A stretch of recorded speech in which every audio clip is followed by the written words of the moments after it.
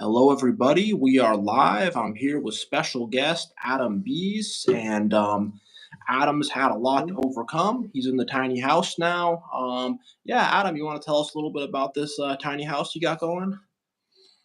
Yeah, I don't know how many of your watchers. I know that we were kind of around the same level of subscribers last time we talked. Like you were Yeah, kind of hitting that 1,000 subscriber mark at the same time as me. But I was homeless living in Jamestown, New York, after having done a 2-year bid in federal prison for basically for mean tweets. yep. And we could talk about that. Hmm. You go over to my channel and hear the whole story, or you can just Google my name because it's out there. It's everywhere. It was all over Yeah. the national news. And so I spent, picking up where we left off the last time we talked. One of my best friends lives in Houston, Texas, and he kept telling me, even before I came home from prison, he's like, if you get into a jam, you can come live here. But it wasn't like I could just pack up and leave because I'm on federal probation for 3 years as of April of last year. So I'm almost up to 1 year finished. But I had to wait for them to approve it. And so when I first became homeless, they didn't want to approve it. They wanted me to stay up in New York. And then they were talking about forcing me to go back to Pittsburgh, but they were just kind of bouncing me around, and that while I'm homeless for months. Yeah. And I was having a really hard time finding a job in Jamestown, New York. The town is a depressed area. It is the poorest county in New York State, and so the jobs are hard to find. And I'd get hired for a job, they'd do a criminal background check and say, never mind, you're not hired. And so finally, probation finally said, okay, we'll let you go live with your friend down in Houston. And some things the good Lord will make things happen out of nowhere sometimes when you need to. The way I was able to move down to Houston after when they told me you can move to Houston, I'm like, how am I going to get there? I don't know. Me and my friend were talking. We're like, how's this going to happen? He's like, they were going, everybody's in a jam financially. So it was like going to be a challenge. And I would sit at this park and do these daily videos on YouTube in Jamestown. And several times a week, this guy would show up walking his dog. The a morning right after they told me I could move to Houston, I'm walking across the park, getting ready to shoot a video. This guy's dog walks up and jumps on me and wants to be petted and all that. The owner comes over. He's like, "I'm sorry, man. I didn't mean she's a friendly dog." I'm like, "We're cool, we're cool." And we get into this conversation. And he asks me, "What do I do? What are you doing here with your videos?" And we get into this long conversation. He's a business owner in Jamestown. He knows everybody. And he asks me, he's like, would you be interested in doing some work for me? Some website. I'm a website and multimedia designer, software designer. He asked me, he's like, I need a couple of websites built. I need this, that, and the other thing. My restaurant needs some work, etc. He goes, here, I'll Wow.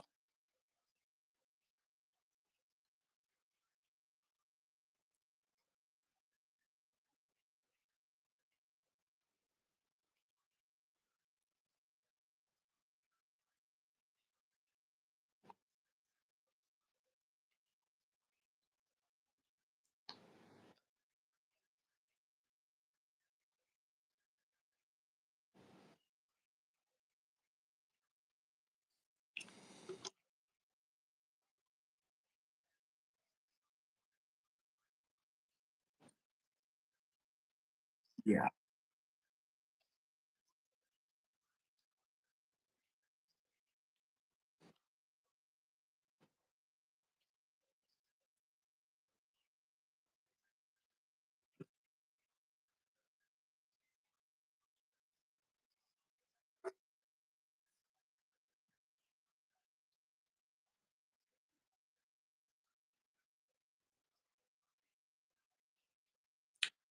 Real quick, Adam. Some people are saying that you're frozen up. Looks like you're frozen up right now.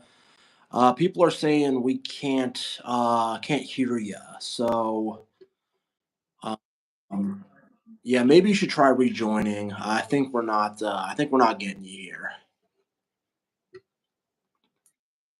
But yeah, real quick, folks. Adam's just telling his story. It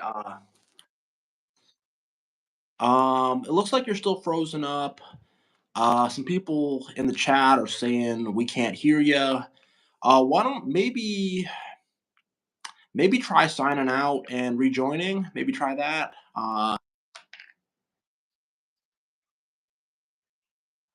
Okay. All right, guys. Yeah, so we're gonna have Adam sign back in so we can hear him. But essentially, he was telling us about his journey he was going through. You know, he had to go to jail for 20 months just for basically a bad tweet. So huge freedom of speech. You know, BS he's having to deal with. And oh, well, looks like you're back, Adam. All right. I don't know if that's any better. Yeah, I think you're good. I think you're good to Okay. go. I think we missed some of your story, but I'll kind of summarize it. So you were in Jamestown, New York. You're homeless after going to prison for a very BS reason, huge freedom of speech violation. You know, not a good reason to go to jail at all. Very unfortunate. And it looks like you had an angel come by when you're in Jamestown, New York, a business owner. He came by and helped you out. Really amazing work from the good Lord there to get you some money to be able to get to Houston. And then you stayed with a friend in Houston. Now you're in the tiny house. Really amazing journey. Yeah. So why don't you tell us about this tiny house? You know, from no house to a tiny house. That's amazing. That's a huge comeback. All right. So yeah, when I got to Houston, the probation, I have freelance work coming at me for website design and digital marketing projects, but they wanted me to go get a real job. And they were I wouldn't say they were threatening me or anything like that, but like, I don't know how to put it, but I had to go out and find some sort of like paycheck. And so I got a job at a bakery making like $10 an hour, just something so that I can say, here I go, I got a job. And, but I was living with my best friend for about 4.5 months. It was closing in on 5 months. And I don't know what parts you heard and didn't hear, but you know how it is when, even if you're a house guest of somebody, even if you've been best friends since you were kids, you know, that time to move on. But I didn't Yeah. have a car yet. I have two bicycles. I'm an avid cyclist, so I can get around, but it's still a struggle. And so I needed the area of Houston that I live in right now, that my friend lives in, is like the richest area of the city. And so I had to find an affordable place because I'm not really on my feet yet. I'm kind of there, but I'm not quite. I was able to save up a little bit of money while I was at my friend's house, but my choice was you either get a car or you get a place to live. You can't afford both right now. And then it was like, well, go get a place to live and then figure it out. And so, and he helped me. You know, I had a little bit of help in terms of moving stuff around, and you know, it Yeah. wasn't like I'm all alone. So the places that were available here, I think Houston is Yeah. pretty affordable. Yeah. Um, there are, but if you're trying to get it under $1,000 a month, you're going to have a hard time. Yeah. And so the way I'm looking at it, there's a lot of places that are very poor condition that Yeah. are available. I don't think there's a lot of laws here like there are in places in other states. And Yeah. I think it has to do with you've got a lot of illegal immigrants living Yep. in places, and they're not going to complain to the government when something's not right. And Yep. so, you know, because they don't want to get deported. Yeah. So a lot of things are allowed to fly here. Like I think in Houston, I think in Texas, you could put a cardboard box in your backyard, run an extension cord to it, call it a place to rent. Yep. I got an apartment available. Come and look at it, and that would Yeah. be all right. People would be cool with that. So the stuff that was available, there was a cabin up on a lake, and it looked legit, and it was small. It was like a little shotgun style house, and Yeah. had a really nice kitchen appliances in it, and it looked like it would do the job. And so I tried to set up a time to go look at it, and while I was trying to coordinate this with the property owner or the property manager, because the guy kept saying, well, the tenant that's currently living there won't let anybody in to look at the place, but we can meet outside the place and you can see it from the outside, and we can. And I'm like, that's pretty much the sign of a scam operation right there. Yeah. Like, if nobody, they're not going to take you in and let you see the inside of the place. You know, it wasn't one of those like too good to be true ads where you see like a crystal chandelier and marble Yeah. countertop, spiral staircase, and then But it it's says but essentially it 500 a month. wasn't it wasn't the right deal. There was some fugazi No, stuff on with it, so you had to I looked. get the tiny house. Yeah, so I looked at another place. It was an 80-foot long, double wide trailer, Yeah, big, a lot of space inside, but the place was falling apart, and it was like gotcha. scary bad to the Yeah, point where I'm like, if they turn on the electricity, the place will probably catch on fire. But gotcha. that's okay, because when they turn on the water, all the leaky pipes will put out the fire. Yeah. But it So was bad. so definitely adventures in trying to find the right spot. Kind of Goldilocks Yeah, had to so I find the went right through this Red Bull process. porridge. Yeah, real quick, I do want to circle back to. I want to talk about your time in jail in federal prison. Like, I what was that like? I mean, were people cool with you in there? Was it a hard time in there? Like, do you have any stories from there you want to tell?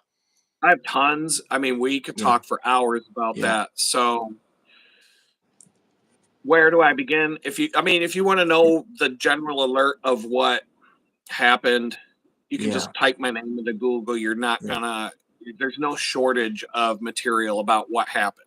You're yeah, gonna get it all from the side of the media, yeah, because and there's a lot of BS in there, and there's a lot of things that came out in the courtroom that don't match up with what they were saying I did. yeah, But um, basically, you can say whatever you want. You have freedom of speech, but you can't threaten people. yeah, And my posts, they charged me with a crime for 7 different social media posts, and they felt like only one of them would stick. yeah, But when the government charges you, they try to charge you with as much stuff as they can, and then it's yeah. your job to get the judge to dismiss it, or a jury to say not guilty or whatever. You get railroaded. Yeah, it's tough And to so beat. It's one tough to beat the post, it was fact. literally one post, and it was something to, I don't know the exact words, but it was something to the effect of, if you feds show up at my Yeah, house, I'll be waiting for you. I'll take you all out. yeah. And then they showed up at my house because of that with a tank, and drove the tank right into my house. Dang. And then Yeah. there's more. Jesus. But the jail experience, I was in 4 different places. Yeah. I was in a place called the Butler County Prison, which is a Yeah. county jail in Pennsylvania, but it was like a maximum security prison. Dang. I spent the first 3 or 4 days in the place being tortured by the FBI. They locked me in a bare room with nothing, just a bare floor, Dang. no toilet, no bed. They gave me like they had me stripped down to no clothes. They put this like blanket thing Holy on me, shit. threw me in this room, and left me there for 4 days until a judge told them to let me out. Dang. Were they feeding They you in weren't there? bringing me to, Yeah. huh? Were they feeding you They in didn't there? bring me to my arraignment. And so the judge threatened to, like, I'm going to hold whoever in contempt if you don't bring them to the Adam, real arraignment. quick, I want to ask you, when you were in that room, were they giving you like food and water when you were locked in that They room for throw a 4 days? paper bag with a peanut butter and jelly sandwich in it Yeah. at you, like a few Dang. times a day. That was it. That's You crazy, get man. a carton of milk and a PB&J, or Dang. maybe a ham or a bologna sandwich with a slice of cheese or something like that. And that's it. Holy crap. I spent like 4 days locked in that room, unable to. If I had to go take a dump, Yep. they would show up and like chain me up like Hannibal Lecter, like Holy crap. sort of strapping me to a furniture dolly and wheel me to a jail cell with a toilet, and then stand there Jeez. while I took a crap, Holy screaming shit. and yelling at me to hurry up. Damn. And I mean, that sounds like a really stressful way to have to sit down and use it. Let me tell you, I like peace and quiet yeah, when I'm sitting on the porcelain throne. yeah, believe it. But this jail was horrible. I spent 14 months in that jail. I never saw the sun once. Never saw outside. Didn't know what a tree looked Dang. like. When they So take you to and from court, They take So you no, in a no blacked out yard van with no time. windows. So yeah, so no yard time. Did you have any cellmates, or No. were they just like putting you in solitary? Oh yeah, yeah. I Yeah, mean, it got easier and easier as time yeah, went by. They started off pretty harsh, but then they gave me a jail job working in the kitchen and put me on a certain cell block where all the workers were, and it was a little more laid back yeah, in terms of getting along with the other. When they put me on a regular cell block, yeah, my thing was all over national news. It was all over the TV. When I walked onto a cell block where there were people out playing cards and stuff, yeah. the first thing that came out of their mouth was, "Oh my God, it's him! Look!" And they pointed up in the air, and I looked up, and my mugshot was on the TV screen when I walked into the pod, Dang. to the cell block. So everybody there was like, "Oh, he's cool." Because if you go to Nice. jail and you're a middle-aged white guy who obviously was like some Yeah, sort of computer guy, oh, child molester, and then yeah, you got to prove to all these people that, yeah, yeah, yeah. Oh, looks like you froze up. You're back. okay, yeah, we're back. It's gonna do this probably. It's all I don't good. have any problems with my internet till you're trying to tell the truth, right? Yep.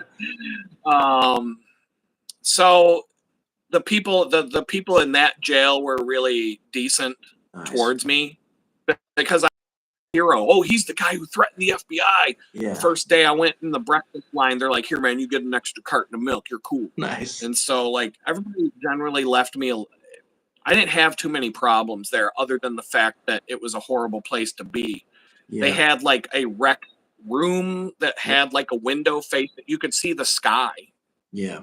out of the little window in this like gym, this triangular shaped gym with a basketball hoop or something. But it was all, I went 14 months. I didn't see the sun.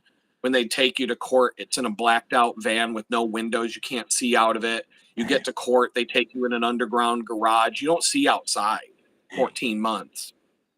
That's part of what they do. The Yeah. federal government tortures you to extract a confession out of you, if you will. And so basically, they're dangling this plea deal in front of you saying, if you sign here, we'll take you off to Club Fed and you can play pickleball all day and you can go to spin class and you can do all this stuff. Yep. And you'll get to go outside all day and go to a library and have more freedom than you have here in this crappy jail. And so that's how they get most that they've got a 99% conviction rate when the FBI arrests somebody. You're not, Gosh. unless you're rich, you can buy your way out of it. But if you're just a regular dude, you're like Well, yeah. that whole innocent till proven guilty thing.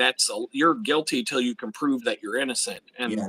good luck doing that when you're locked in a cage and you have no access to lawyers and courts and all that stuff. Yeah. Like, I and mean, they've got unlimited resources to prosecute you with. yeah. It's obvious Um, that they decided to railroad you. I mean, if you look at what you did, like 20 months, like holy gosh. And I want to call out Abby Oz. Thank you for the super chat. Thank you so much. Just need to shout that out. That's awesome. Thank you for the $20. But yeah, that sounds like a very tough time. So how long were you just in isolation by yourself before they put you around the other inmates? it was 4 days, I Yep. think, in that room, that empty Yeah. room with nothing in it. Then they put me in a cell by myself. Um, there was a guy named Robert Bowers, famous Yeah. in Pittsburgh. He went on a killing spree and killed like 11 people in a synagogue Holy in crap. Pittsburgh. Yeah. It's a famous, like he's well known. It's national news. Yeah. And they put me in a cell right next to him. What? And then I spent a few days there by myself in another cell, but it had a bed and a toilet and things. So it was a big upgrade for me. I'm moving up in the world. Yeah. But I looked out and like they would let this guy out to watch TV for an hour a day Dang. while he got the death penalty. But while he was waiting, he spent 5 years in that jail in that cell waiting to go to court for the death penalty. Dang. And I was in the cell right next to him. I look out the window of my cell. I'm like, is that who I think it is? And then later on, I find out, yeah, they call him the Jew killer. That was his nickname in there. All the guards and all the inmates, that's what they called him. Holy crap. And you're kind of And thinking, like, what am I doing next to this crazy guy? Like, I'm a there's a normal little guy. bit I'm of a software synchronicity developer. there. Yeah. when he, this is on the side story, but when he did that, they tried to blame, we're going to talk about free speech. They basically blamed the social media site Gab for him killing all those people, and they tried to shut down Gab. Yeah. They deplatformed. That's what they got deplatformed. Andrew Torba, the CEO of Gab, was, the banks were canceling all his accounts. They were trying to shut down the platform. And I'm looking at this. I never heard of Gab before, but that's the guy before he went on his killing spree. He posted a bunch of stuff on Gab. He went on the killing spree, and then they blamed Gab for it. But, there was a mass killing that was live streamed on Facebook, and they didn't try to shut down Facebook for it. It was that one in New Zealand. Yeah. But anyway, I ended up getting into contact with Andrew Torba, the CEO of Gab, after that incident, because I was like, I never even heard of the platform before, but I didn't think that was fair. I ended up working for them for a while. Nice. As a software developer. Doing like front end design and software development. And it was, like 9 months worth of work that I did with them. And that's how I got involved. And that's how I had a platform, or that's how I had an account and a following and a platform on Gab. Yeah. And so I went through a lot of crap. I was fired from a remote job because I was vaccine. I was angry about a bunch of stuff. And I went on a rant. The week that Donald Trump's house got raided. And I went too far and I said some pretty stupid things. And they came at me like hard. Now, ever since I've been out of prison, every day I see Democrats on TikTok, YouTube, Facebook, social media, all over the place. They're threatening, we're going to kill Donald Trump. I hate Donald Trump. Let's kill Donald Trump. They don't go to jail. 100%. Very rarely do they go to jail. But they came hard at me. And so it is what it is. And my experience in jail, I was in that Butler County prison. The next place they took me was a crazy place in Ohio, but I got to go outside for an hour a day. It was a private prison. It was like, wow, like I watched so many people get stabbed and all kinds of stuff there. It was crazy. I mean, there's a lot of stories there. Then they took me to the detention center in Brooklyn, where P. Diddy is right now. Really? I was in the same building. I know all about that place. Dude. That was as bad as you would think. And there's tons of stories about how bad that place is. Then they took me to a federal prison in Danbury, Connecticut. So take me back to Ohio. You said you were in a private prison in Ohio. You said you watched people get stabbed. You said that place was crazy. Yeah, talk about the private prison in Ohio a little bit. All right. So it's owned by a company called Corrections Corporation of America. They run a number of private prisons across America. There's a lot of, even if the prison or the jails aren't privately owned, all of the industry surrounding prison and jails is all private industry, from the uniforms, the food, the clothes, like I said, the clothing, the everything else that's involved with running prisons is all a big, it's a big private industry. So they got to keep those beds full. Now this place in Ohio is so out of control. The best way to describe it would be, they did a raid. This was before I was there. They did a raid on the place where they had sheriffs and, cops from all over the place swarm on this place, and they locked it down. They found something like 2,000 knives or something like that, shanks and knives. They found 900 cell phones. They found 2 guns. Whoa! Two guns. Someone brought a 2 gun inmates in had jail? guns.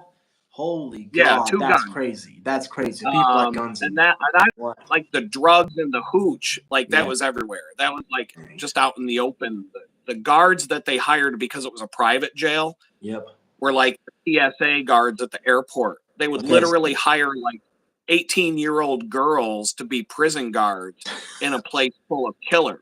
Dude, So The Yo, inmates so let's ran pause that for a place. sec. So they got 18-year-old girls working as prison guards in there with a bunch of these dudes. Are those girls like getting pregnant and dating these guys? Like, what is happening They were there? making some, yeah, there were some whoring themselves out. That was for sure.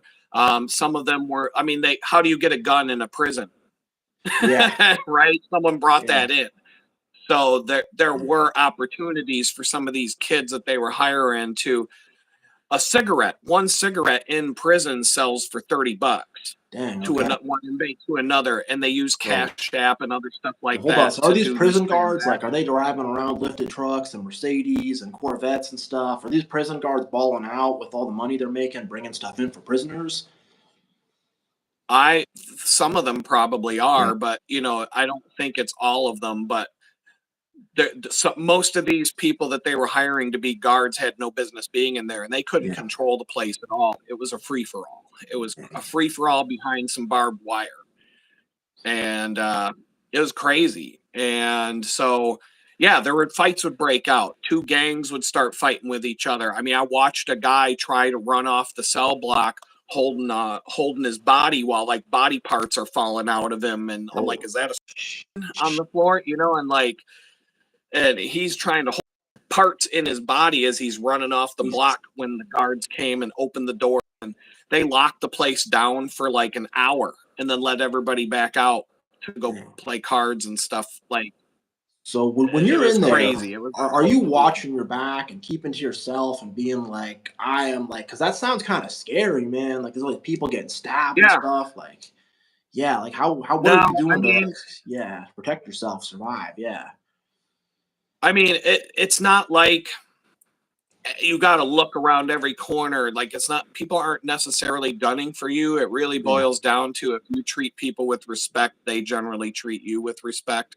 Most of the real violent stuff comes from rival gangs and things yeah, like that. People already had a beef with some, or if you owe somebody money, like you get into it, you don't gamble. I didn't yeah, gamble. I didn't get into any of that crap. You start playing dominoes, you start yeah, playing cards with the wrong people, you get a prison debt, they're going to come after you for it one way or another. yeah, That's one way that people fight. Or if you just got stuff that people want, they'll come and take it from you. Or there yeah, you gotta, yeah, you gotta watch your back, but at the same time, it's not like everybody's out to get you, yeah, because there are people in there who have a chance to go home, so they're going to keep it on the low yeah, because they don't want to get a new charge for something and go through the whole thing again. They're looking at the future to go home. I think the people you got to watch out for the most are the ones who are like, they're in there for life. yeah, They're like, at that point they don't care. But yeah, they generally try to separate. The prisons usually have different blocks for different types of people, and so they try to keep the worst ones in one block, and they try to keep the ones that are more chill in another block. And so that works out. If you're one of the chill people, you'll generally be with a group of people that aren't crazy. um yeah, and so, but that place in Ohio was the craziest, and the place in Brooklyn was really bad too. That place was inhumane, the way that they treat people. That's like at the level of like that DC gulag that you hear people talking about. And yeah, I mean, I have so many stories, I don't even know where to begin, because it was a 20-month long ride. The federal prison, once you get to that level, they put me in a low security prison in Danbury, Connecticut. It's the same place they sent Steve Bannon. And you're literally like, there's gyms, I went to spinning class. dang, There's a track, there's a big area outside with a quarter-mile long track to walk around. I could stay outside all day. They had a library full of books. You're in like a dorm room setting. There's no more cells. There weren't, yeah, and you have like private bathrooms that are like, okay, you could go to the bathroom in privacy. You can take a shower without, all the jails, by law, the showers have to be covered now. They can't just have a bunch of naked dudes standing around in like, I guess back yeah, in the Shawshank days, or what you see in those yeah, movies. You don't do that anymore because it's against the law. yeah, Um, so, but other than that, the Danbury, I was there for 4 months, and it was the that I could like let down my guard and just kind of relax a little yeah, bit and be like, I'm going to be home in 4 months. I'm going to get myself in shape. I lost 40 pounds because I just hit the gym every day and I just focused on eyes on the prize. I'm going to get out of here. I'm going to do the best I can to. I was going to church all the time. I was reading the word of God every Yeah. day. I was getting deep with that. I was, like I said, getting in shape, spinning class, pickleball, Stairmaster, like a million other things. I was playing indoor soccer, Nice. other stuff, but that's what they do.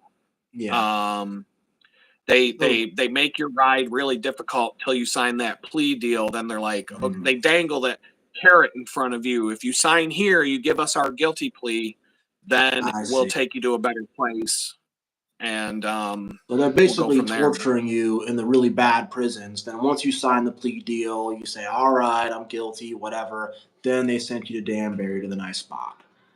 And yes, just for a Yep. quick recap. So you started out first. They sent you to Pennsylvania. Then they sent you to Ohio. Then Brooklyn. Then Danbury. So four different prisons.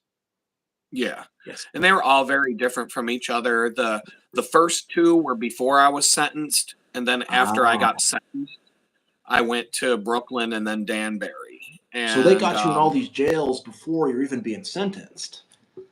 yeah, yeah, like I said, I mean in most cases, they tell you you're innocent until you're Right. proven guilty, but you're sitting in jail for they've got people sitting in that Butler County jail for 6 years waiting for their federal day in court. They'll Damn. let you sit there for 5 years in a jail. You're still innocent, but you're sitting there for 5, 6 years waiting for your day in a courtroom, That sounds kind of and they'll twisted just come up. up It with sounds like innocent until you're proven guilty. We gotta prove it. They're gonna say you're gonna sit in a jail until we prove it. That doesn't really make sense to me. Just saying that. yeah. And I mean, some people like the guy who went and shot the 11 people and killed 11 Yeah, people in the that guy synagogue. He sat obviously. in That jail. yeah. He spent 5, 6 years sitting in jail waiting for his day in court. We're not going to let him out in society and Yeah. walking around. I mean, I get But it. with that It's guy, not like, like what do you gotta wait 5 years for with that guy? He killed those people. He's obviously a bad right. guy. Like, come on. What do you want to wait? That's all the lawyers and all the Yeah. Oh, yeah. legalism and It's a legal game. They right. figure the lawyers. His lawyer looks at it like he's got the death penalty. We got to try and figure out how to get him life in prison instead of the death penalty. And Let's see. they're not working on that case for 5 years and that like all the 5 years of labor going in. No, they're working like an hour. They make a phone call here, So in fill out a in his document case, they're trying to there. kick the can down the road because they Yeah. know Oh, he's a very really much. bad guy. He's gonna have some bad stuff happen to him. He's probably gonna get the death penalty. They want to stretch it out. Yeah. But I want to get off the topic of that All guy right. in particular. Let's talk about Brooklyn. What was the prison in Brooklyn like? Corrupt and dirty.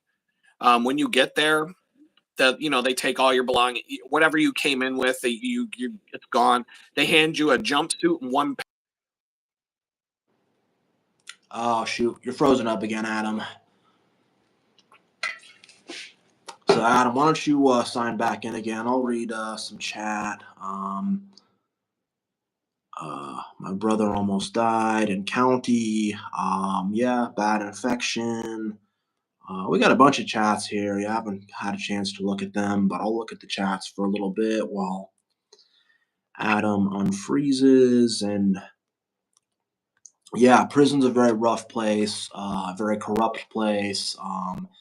And yeah, Adam's had a really rough ride, and the way he's overcame and the way he's just kept moving forward, it's extremely inspirational. I don't know how I would do in that situation, having to go to jail, and yeah, I'm just telling the folks about just how much That's fun. resilience and just fortitude and just like, dude, to overcome the things you've overcome, just like I don't know how you've done it just to move forward from prison to homelessness to just getting your life completely destroyed. So, I mean, just props to you just for having that fortitude to push forward, man. Like, holy gosh. But yeah, why don't you get back to Brooklyn for us, please? All right. We'll Yeah. see how the stream goes. Yep. Yeah, I watch a lot of live streams. This happens all the time. So let's see. Brooklyn, corrupt. That's the Yeah. number one thing. It's dirty, filthy. Like I said, you get there, they give you a jumpsuit, one pair of boxer shorts, and you're like, that's it, have at it. Because it's mostly, it serves two purposes. Brooklyn is, they move prisoners around the country like a FedEx package. Mm. So they're taking you to your destination jail. I They took me on a wild ride. I went Yeah. from Ohio to the Pittsburgh airport, flew to Oklahoma City, took an hour and a half bus ride to a jail north of. Spent one night in a holding cell, came back down to the airport in Oklahoma City, flew up to Mexico, New York, and then had to take a bus down to Brooklyn. And that's how I got to Brooklyn. And Brooklyn is like, Ah, dang it, you froze up again. Shoot, it happens. Just when we're getting the juicy stuff, the good stuff. It's all good though. It's part of the adventure. It's part of the journey.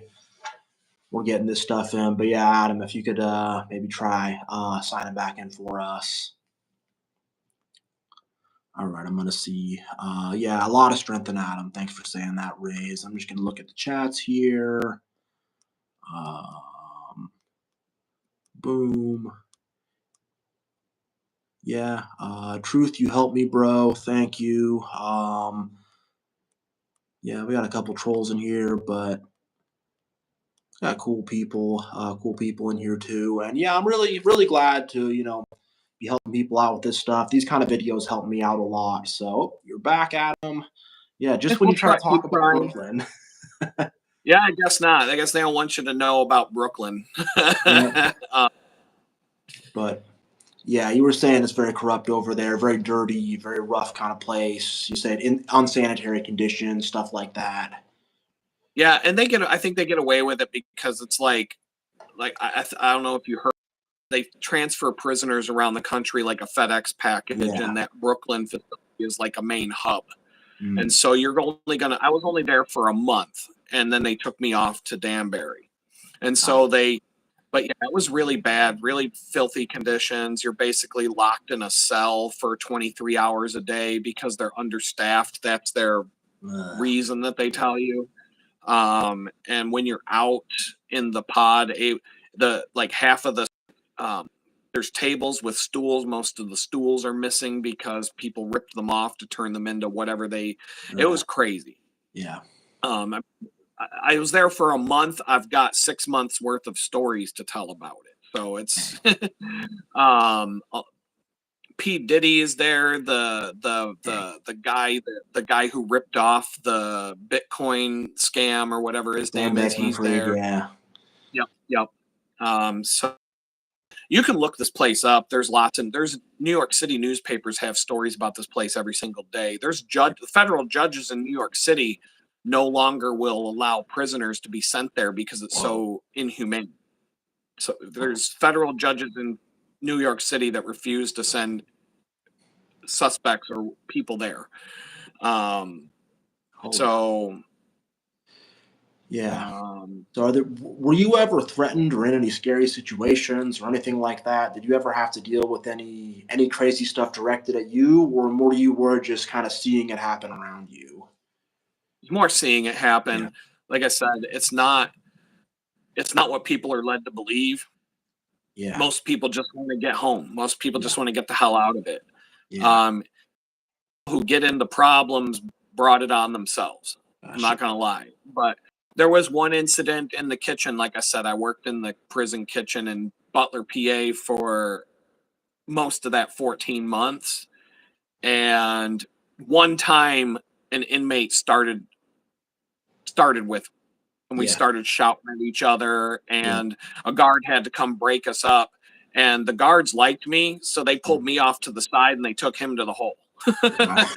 um, but I had been down there for a long time working in the kitchen, and this guy had only been down in the kitchen for a few days, and he was already starting shit with everybody in the kitchen, Yeah. and so they took him away. They took him off, and but that was the only time that I ever had real beef or an issue with somebody.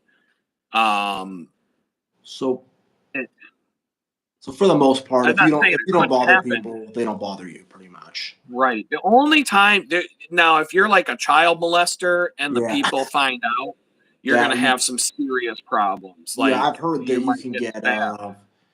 that you can lose your life for that. And I mean, it's a pretty nasty thing. I get why people don't treat those people well, because that's not a good deal. But Yeah, yeah, I I could mean, there see is a where, hierarchy. yeah, If you did something to kids, you're at the bottom of the yeah. stratus I've heard if you've strata. done something You're to women too, that they will, yeah, you'll get the bad treatment from the boys. you're They'll one notch they'll get you above bad. child molester if you Yeah, did something to a woman like that. yeah. Yeah, like But where you were at, you'll because have you a were on the little bit at a news, time, but not much. they knew why you were in there.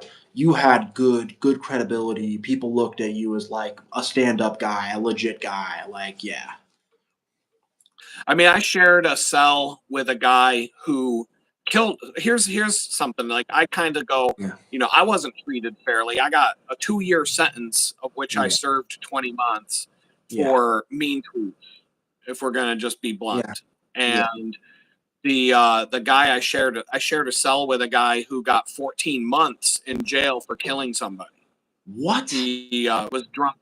He was driving. He drank too much. He was Yeah, driving. He hit a guy on a bicycle, and the guy died.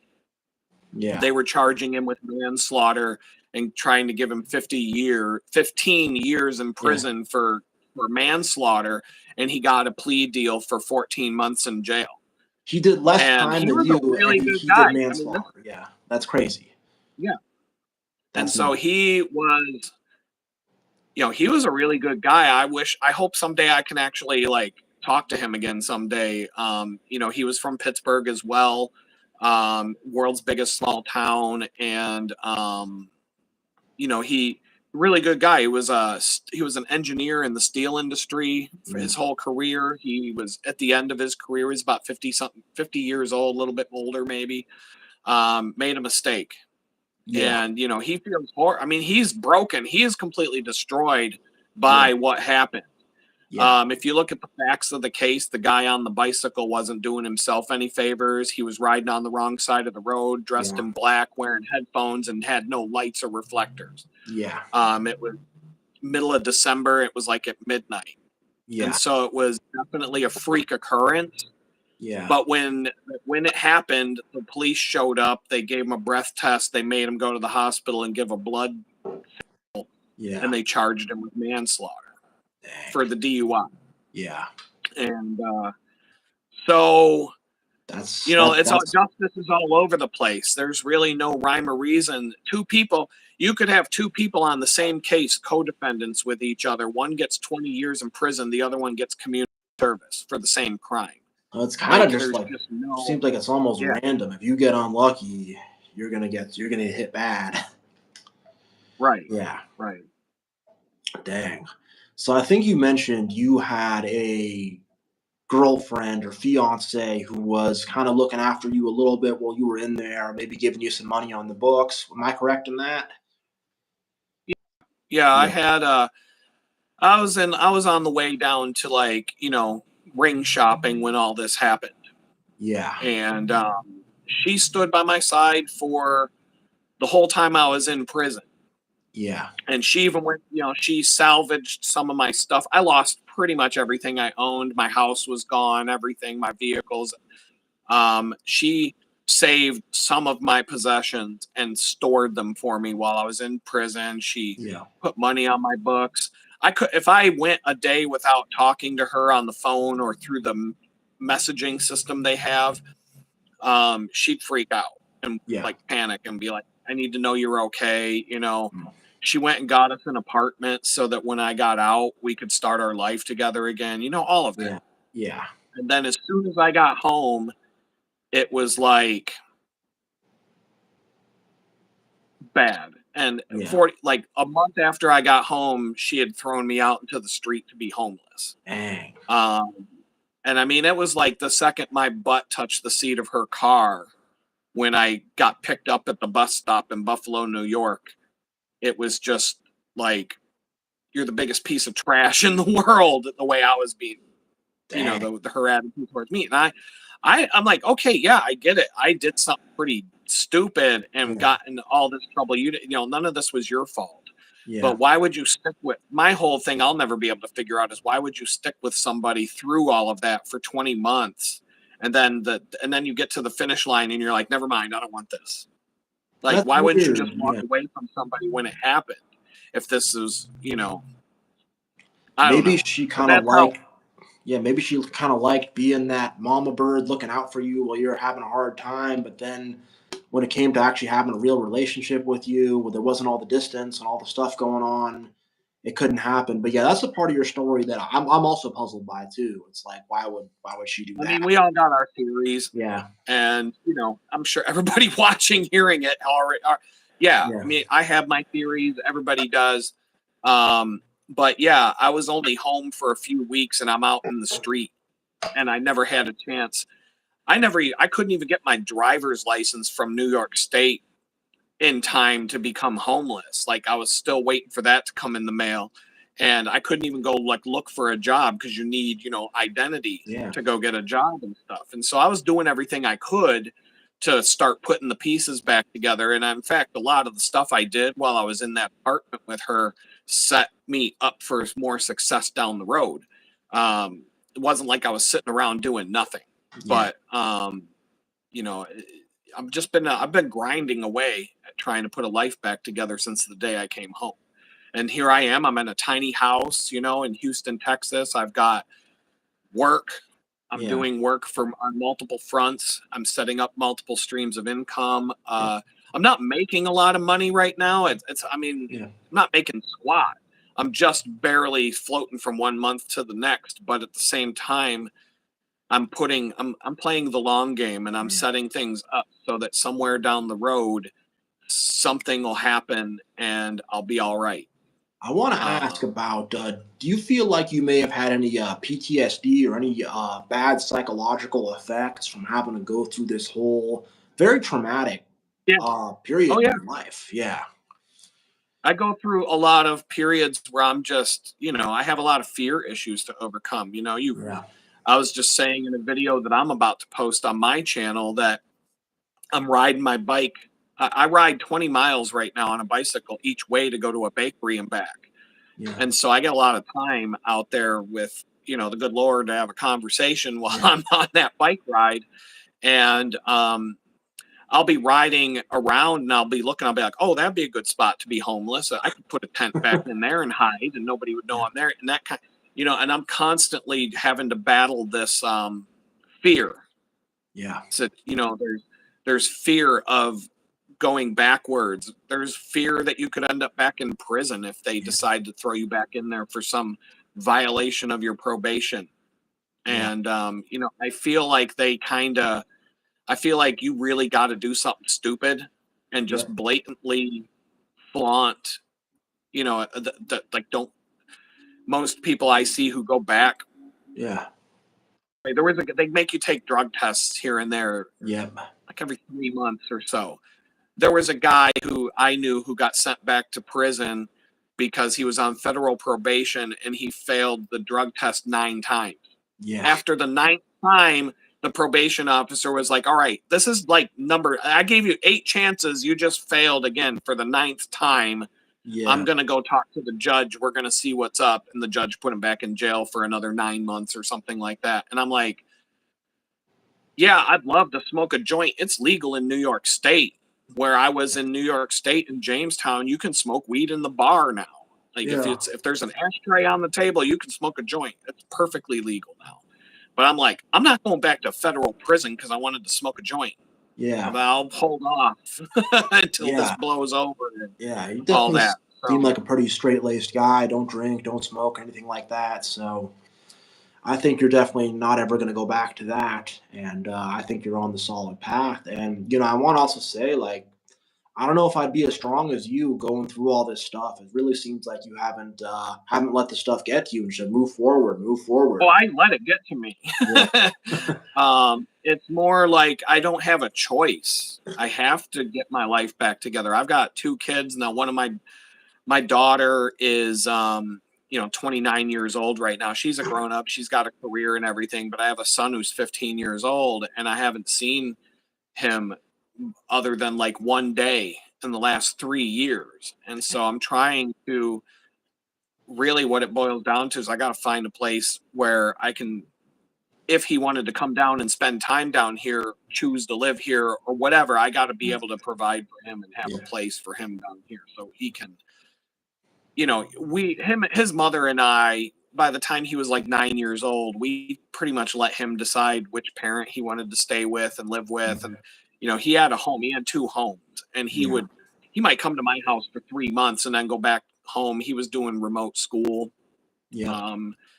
And even after the COVID thing, they were kind of given a choice at his school if they wanted to stay, they wanted to do cyber school or whatever. So we let him do cyber school, and then he could stay at either, he'd be like, I want to go see my mom. Yeah. Okay. He might go spend a month at his mom's house. He might come back to my house for a couple months and just that. So now that the distance is so much farther, he's in Pittsburgh, I'm in Houston. I'm trying to get to the point where I can at least let him come down here and spend the summer or, whatever he wants to do Yeah, that's and probably just been be tough there. on him, not being able to see his dad. And it sounds like you and his mom are cool, so that's good. And Yeah. that's probably been tough on you not being able to be in his life with all just this insanity happening to you. So that's yeah, this That's stuff the hardest. families. Yeah. That's the hardest thing. I try to put it down mentally and focus on what's in front of me, but that's the hardest part of this whole thing is not being able to have a relationship with my kids.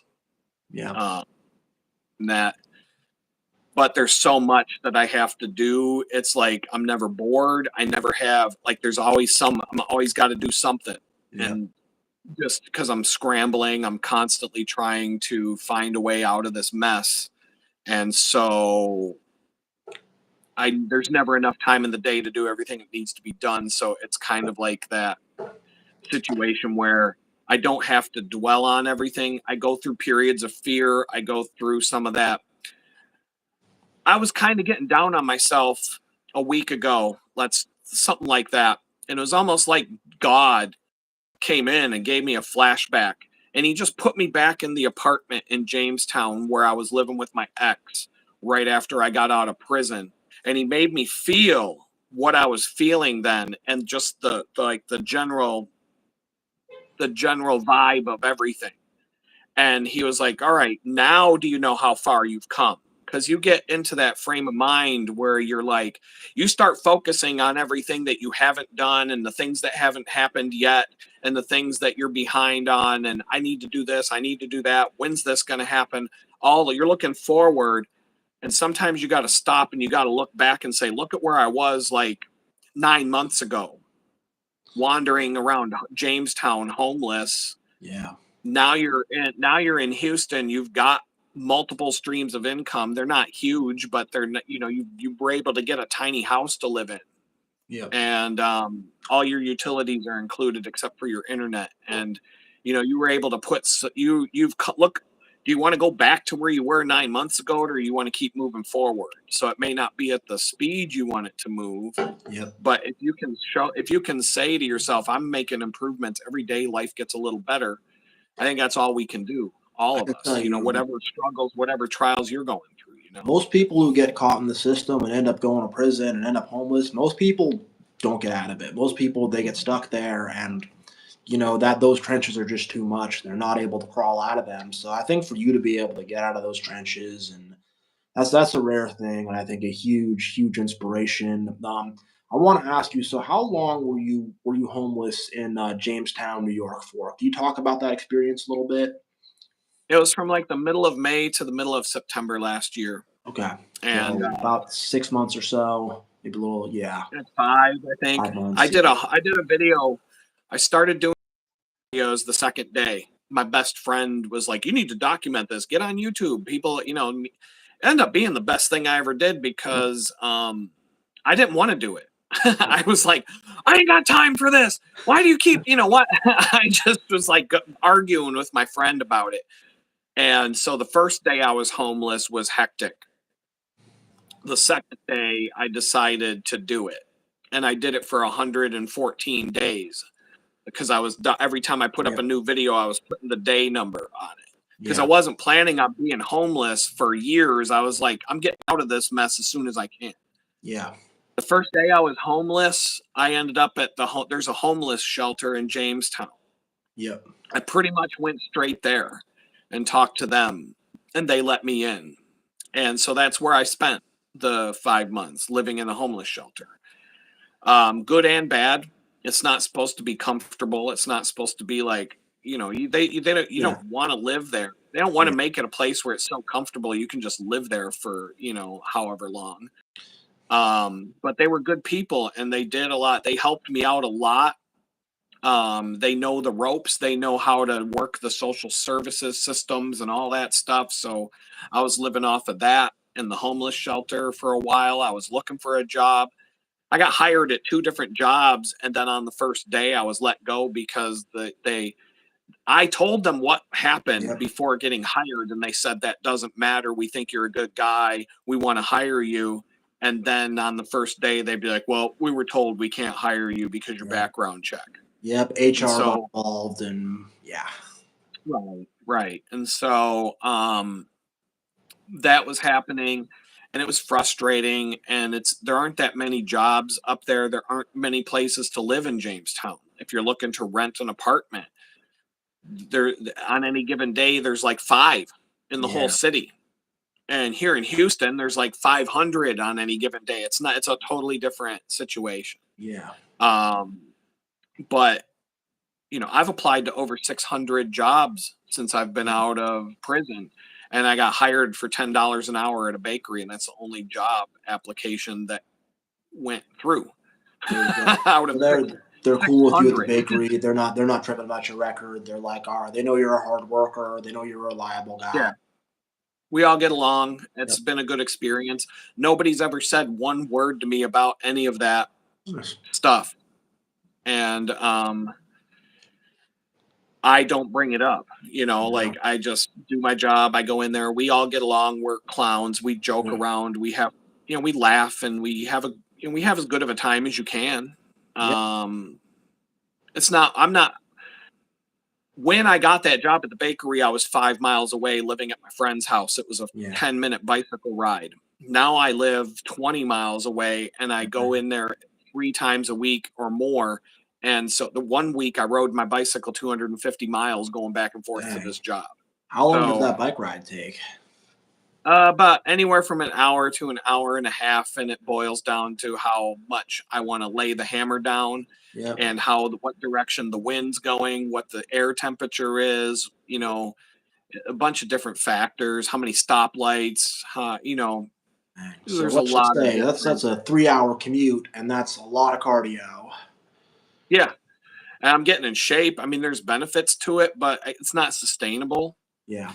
The area of Houston that I moved, I kid you not, there's more than 100 businesses within walking distance of where I live right now. So I'm trying to replace my part-time job with a part-time job that's a 5-minute walk instead of an hour and some change bicycle ride.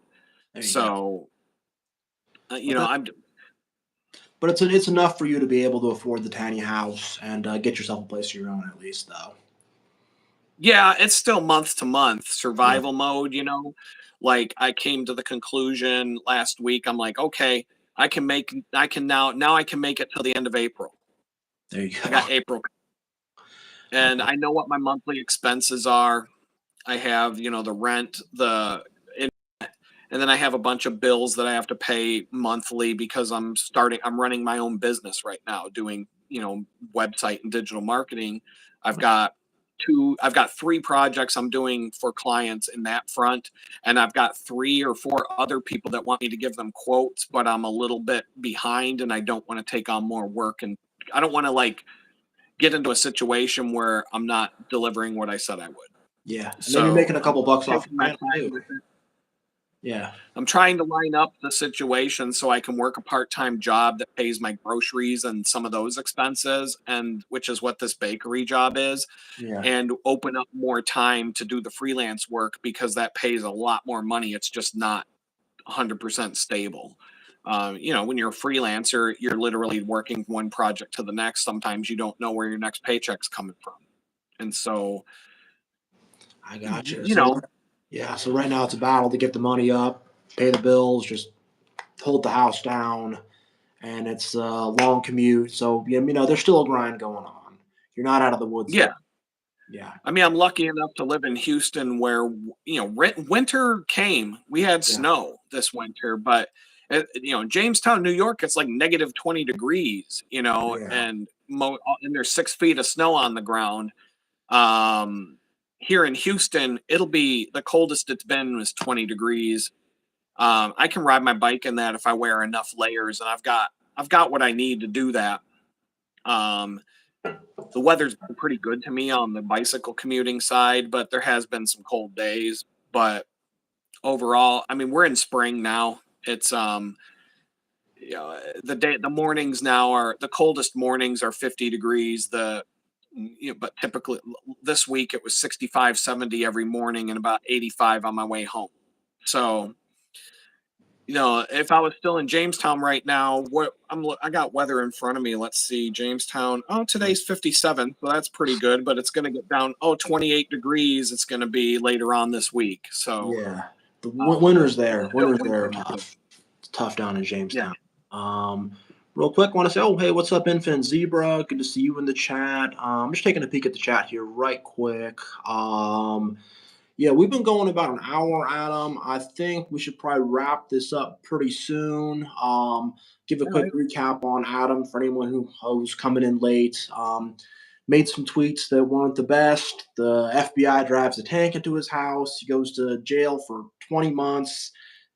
Very unfair sentence, very crazy thing. Homeless, and now tiny house, back on your feet. Amazing, amazing comeback, and just being thrown into some real BS, and for you to get through it and to persevere and overcome and just keep moving forward, not getting stuck. Now, not pitying yourself, not getting down on yourself because it's like this is really unfair. I don't deserve this, but it's the book of Job, I go through that. If Yeah, you watch my channel, there'll be videos where I'm like, this yeah, is BS. I don't deserve that. I go through those and I'm kind of on this circle of, God's put me on this path of you got to learn how to forgive people because yeah, there's a lot of people I'm having a hard time, not just people I know personally yep, that did me dirty or whatever, but just the Democrats in general and all the yeah, things that they did during the Biden yeah. years. You have to Like I forgive the said, I got system. fired from a remote job. I Yeah, worked at a job as a remote software developer yeah. and designer for years, So you're probably making starting six day one figures, as living a good remote work. life. Yeah, And then they came at me and said, if you don't take this shot, we're firing you. And I said, all right, see ya. I mean, I yeah, gave him the bird and walked over. yeah, I let them fire me, yeah, and then I went through a nightmare because of that. yeah, And I was watching people's lives be destroyed by what was going on in the country, and I got mad, and yeah, I just let it out one day on Gab, yep, said a bunch of dumb things, and somebody ratted me out to the FBI, yep, and that's how it all started. And yeah. And the thing is, so it was, other people say wild stuff online. Other people, like you said before, talk about wanting to kill Trump or whatever. They don't go to I've jail at seen at least all. Yeah, 20 people this week on yeah, videos say they want to kill Donald Trump. And as yeah, far as I know, the FBI didn't show up with a tank to yeah, bulldoze their house. yeah. I So they definitely singled you out and decided we're gonna there's a lot we're gonna f this guy's life up. We don't he's questioning us, you're questioning the status quo, you're questioning the narrative and the way they don't like, and decided, hey, we're gonna ruin this guy's life, basically. I'm not proud of what I did. I don't want Yeah, to like, yeah, I'm ashamed of it. I'm ashamed of it even if yeah, nothing ever came of it. yeah, Like I was ashamed of it later that week. I'm like, man, why did you go and say all these stupid things? Would you want your friends and family to read all this nonsense? Like, yeah, this is stupid, Adam. Why did you do that? And that's where I was on Friday evening. I was falling asleep in a chair because I'd had a rough couple of weeks of, out having fun, but I had worn myself out on a yeah, few adventures with my son yeah, and some traveling. And I was like falling asleep Friday night at like 7 in the evening in a chair. And I said to myself, I'm like, when you get up tomorrow, why don't you just go on Gab and clean it out, get rid of all that Yeah. crap, and just, just don't do it. Close the account if you have to, because Yeah. this isn't constructive. You went too far. Yeah. You said some really stupid things, some things you don't mean. You're in court, and it's in the court record that I was talking shit. Yeah. The judge said it, the prosecutors said Yeah. it, my lawyer, I said it. I was just talking shit. Yeah. It's, Yeah. the stenographer had to type that out. Yeah. And so the FBI had one story. My lawyer caught the FBI agent who arrested me lying about Yeah. a few things. I mean, Yep. she got it on the record. Everybody in the Yeah. courtroom was like, Yeah. I mean, that was that blatant. But I'm like I said, I'll never say anything. I say some messed up things from time to time, but I'm Yeah. not going to go to the extent of like threatening somebody's life or even saying something that Yeah. could be construed in that way, because the only statement that I made that could be construed in that way was the one that they offered me a plea deal. Yeah. They took 7 posts, charged me with 2 crimes for each post. And then they Yeah. turned around and offered a plea deal where they would drop 6 of the 7 posts and only charge me for the 1. Yeah. And it was the one where I said, if you MFers come to my house, I'll be waiting for you. Yeah. Yeah. I wasn't expecting them to come to my house over a tweet. I was just saying stuff. Yeah. We were having a conversation about, I think in fact, that specific post was in response to, there's context. Yeah. There was the IRS had put up a job listing for IRS agents, and in big red letters it said, must be willing to use deadly force. And it was being passed around the news media all day, and people were sharing this on social media. Yeah. And I took a screenshot of it from irs.gov. I went there and saw it for myself. I took a screenshot.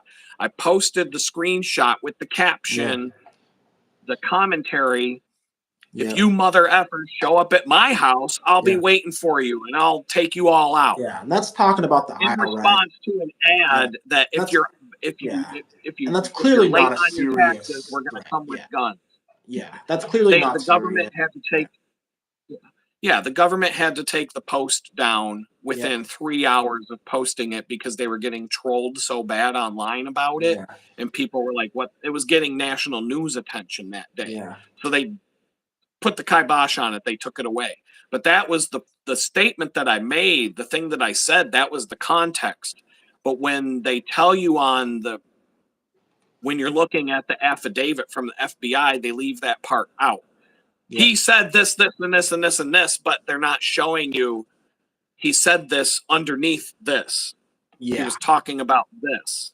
Yeah, no, you know what I mean? Yeah, it was clear they were trying to railroad you, and they were like, let's just try to screw this freaking guy over and punish this guy for questioning things. It's your book of Job, the devil's on the attack, trying to freaking, put you through hell. And, I see you're still, still with God, still strong, still have love in your heart. I can see that this didn't break you. I can see you're still stronger than ever. Yeah, I mean, they can't. Once you go through losing everything, like you're literally out in the street homeless and you got nothing left and everything's gone, and you make it, then you're like, okay, what do you got next? What are you going to do now? You can't do anything to make my life worse. So there's almost like a freeing of, like, people will comment on my channel. They'll say something like, you shouldn't talk like that because you're going to ruin your reputation. I'm like, how can I ruin my reputation any more than it is now? Like, done. That job is done. We're like, now I'm free. I can just talk openly about things because reputation's gone. Type my name into Google. That's not going away in my lifetime. My great grandchildren will be able to look me up and say, look what my great granddaddy did. Yeah. 300 pages of Google results, and there'll be 100 like, 100% though. It's like they've already taken everything from you. It's like you can't take nothing from me. I'm still here. You took everything from me. What are you gonna do they now? could take all the stuff in my everything I own, or everything that I own here in Houston fit in a minivan when Yeah, I moved from my friend's house to the tiny house here. yeah, And I got a water filter you see behind me and a couple of other small things. But I mean, if I had to move again, it would take 2 trips with a minivan yeah, to move everything I own. I got 2 bicycles and a tiny house with some stuff. I mean, I got what I need. I got clothes, I got food, I got a roof over my head, I got, things I can yeah, work with. But there isn't much they can do. I mean, I was living in a dream home. I had the life. I was making well over 6 figures. I had an office separate from the house. I lived next to a 30-foot waterfall. There was a 30-foot waterfall in my yard. man, It wasn't my property, but it was right there. You could yeah, open up the window in the living room and listen to the waterfall all day. yep, Um, had a garage. I had a big sunroof. Had a driveway that was big enough 20 people could show up and park in the driveway and nobody be blocked in. I lived out in Amish country.